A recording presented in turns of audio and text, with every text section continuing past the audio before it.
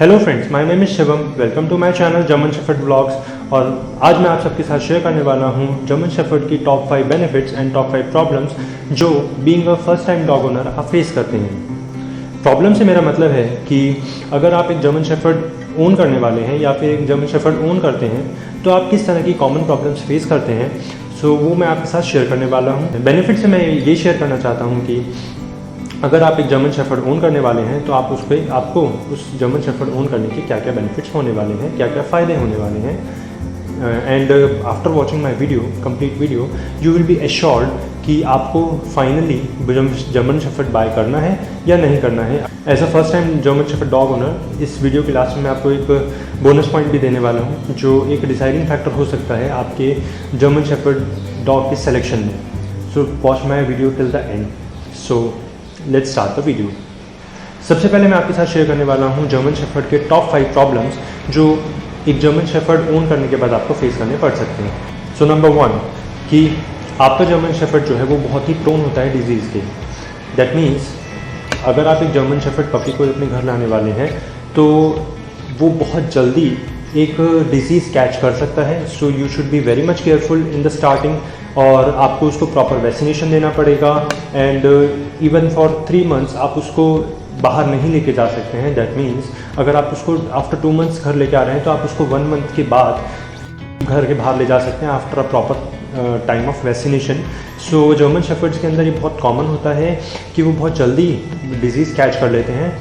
कुछ डिजीज़ होती हैं कि जो पपी की इनिशियल स्टेजेस पे होती हैं, कुछ डिजीज़ होती हैं जो जर्मन शेफर्ड की ब्रीड्स में पाई जाती हैं, जैसे कि hip dysplasia, elbow dysplasia, haemophilia and so on. अगर आप इन डिजीज़ को और डिटेल में जानना चाहते हैं तो आप उस वीडियो का लिंक मेरे डिस्क्रिप्शन बॉक्स में इजीली एक्सेस कर सकते हैं।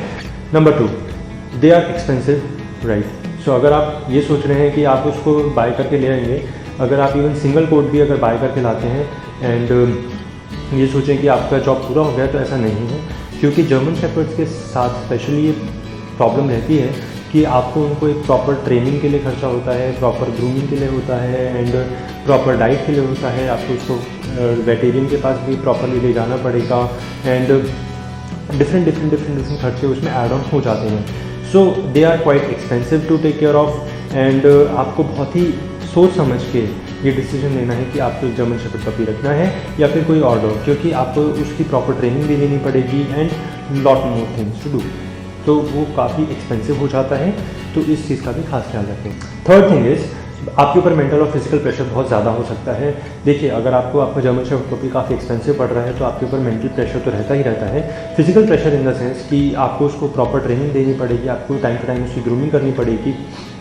देन उसके बाद वेटेरियन है, उसके पास प्रॉपरली विजिट करना पड़ेगा एंड उसके केस में थोड़ा सा ज़्यादा ध्यान रखना होता है जर्मन शेफर्ड के केस में। बाकी डॉग्स के कंपैरिजन में ये इनबिल्ट होता है जर्मन शेफर्ड में कि वो ज़्यादा प्रोन होते हैं। अगर उसमें फ़ायदे मिल रहे हैं हमें तो नुकसान भी उतने ही हैं, तो वो जानना बहुत ज़रूरी है। एक और चीज़ जो मैं इसके साथ ऐड करना चाहूँगा कि जर्मन शेफर्ड के जो हेयर फॉल है वो बहुत कॉमन होता है। स्पेशली साल में 2 बार German shepherd hair fall show करते हैं। एक्चुअली जब वेदर चेंज आता है तो जर्मन शेफर्ड्स के साथ बहुत कॉमन हो जाता है कि वो हेयर फॉल शो करते हैं। एंड अगर आप ये चीज़ नहीं पसंद करते कि आपके घर में चारों तरफ आपके डॉग के बाल बिखर जाएँ इससे, तो आई डोंट थिंक कि जर्मन शेफर्ड आपके लिए एक अच्छी चॉइस होगी। Number 4, socialisation. दैट मीन्स अगर आप अपने जर्मन शेफर्ड को प्रॉपर ट्रेनिंग नहीं देते हैं, उसको प्रॉपर डाइट नहीं देते हैं, उसका ठीक से ख्याल नहीं रखते हैं, तो वो जिस पर्पज़ के लिए, सपोज अगर आप गार्ड पर्पज़ से इसको लेके आ रहे हैं तो वो पर्पज़ फुलफिल नहीं होता है। So you have to keep on training him और आप उसको उसी तरीके से क्योंकि देखिए जर्मन शेफर्ड क्या होता है कि ये इस तरह के डॉग हैं कि उनकी एनर्जी बहुत हाई रहती है, तो आपको उनको प्रॉपर ट्रेनिंग भी देनी पड़ती है। अगर आप प्रॉपर ट्रेनिंग देते हैं तो आपका डॉग आपके लिए बहुत लॉयल रहेगा, वो स्ट्रेंजर्स के साथ थोड़ा सा एग्रेसिव भी रहेगा and it will be benefit for you. Number 5, separation and anxiety. अगर आप अपने जर्मन शेफर्ड को 7 to 8 वीक से ओल्डर सेक्शन में लाने वाले हैं, यानी कि करीब 3 या 4 महीने बाद लेके आने वाले हैं, तो वो एक आपके लिए अच्छी चॉइस नहीं होगी। क्यों? क्योंकि अगर जर्मन शेफर्ड वहाँ पे उतना ग्रो कर गया है तो वो अपने जो ओनर है उसके साथ ऑलरेडी लॉयल हो चुका है। तो अगर आप उसकी ओनरशिप चेंज करने वाले हैं तो एक अच्छी चॉइस नहीं है, क्योंकि अगर एक बार वो उसके साथ फेथफुल हो गया, उसके साथ लॉयल हो गया है, और अगर आप उसकी लॉयल्टी चेंज करेंगे तो उसके अंदर थोड़ा सा एग्रेशन आ सकता है, उसका बिहेवियरल चेंज हो सकता है, एंड खाना खाना छोड़ सकता है या बीमार पड़ सकता है, तो वो उसमें बहुत कॉमनली पाया जा सकता है। सो आई वुड सजेस्ट कि आप उसको 7 to 8 वीक्स के अंदर ही लेके आएँ, that would be better choice for you, otherwise it's a problem for you. अब बात करते हैं टॉप 5 बेनिफिट्स की जो आपको जर्मन शेफर्ड डॉग में देखने को मिलती है। So number 1, they are the best guard dogs among all the breeds. That means अगर आप चाहते हैं कि आपके लिए एक बेस्ट गार्ड आए घर के अंदर, तो जर्मन शेफर्ड से अच्छी चॉइस आपको कहीं पे भी नहीं मिलेगी, I can guarantee it, because that are the best. और ये बात को मैं अपने बोनस टिप में आपको बहुत क्लियरली एक्सप्लेन करने वाला हूँ, so watch my video till the end. Number 2, they are the all season dog. That means गर्मी और सर्दी ये दोनों के लिए कंपैटिबल है, आपको कोई भी प्रॉब्लम नहीं होगी। बस इस बात का आपको ध्यान रखना होगा कि गर्मी में आप इसके लिए थोड़ा सा ठंडी जगह जैसे कूलर रख सकते हैं, या फिर एक थोड़ी सी ठंडी जगह पे फैन भी चलाएंगे तो he will be really comfortable, आपको उसमें कोई भी दिक्कत नहीं होगी। और सर्दियों में स्पेशली आपको इसके साथ कुछ ज़्यादा करने की ज़रूरत नहीं है। देखिए, आप कोई भी और पपी लेके आएंगे तो उसको भी थोड़ा बहुत कवर करेंगे, तो आप उसको थोड़ा बहुत ही कवर करें, आपको उसको स्पेशली हीटर देने की कोई ज़रूरत नहीं है। सो आपको इसके साथ कुछ ज़्यादा काम करने की ज़रूरत नहीं है season wise. Number 3, they are easily trainable. German shepherds जो हैं इनमें ये कॉमनली देखा गया है कि ये बहुत ईजिली ट्रेन हो जाते हैं। इनमें इस चीज़ की प्रॉब्लम नहीं देखी गई कि आपको इनको फिजिकली टॉर्चर करना पड़ेगा या फिर मेंटली टॉर्चर करना पड़ेगा।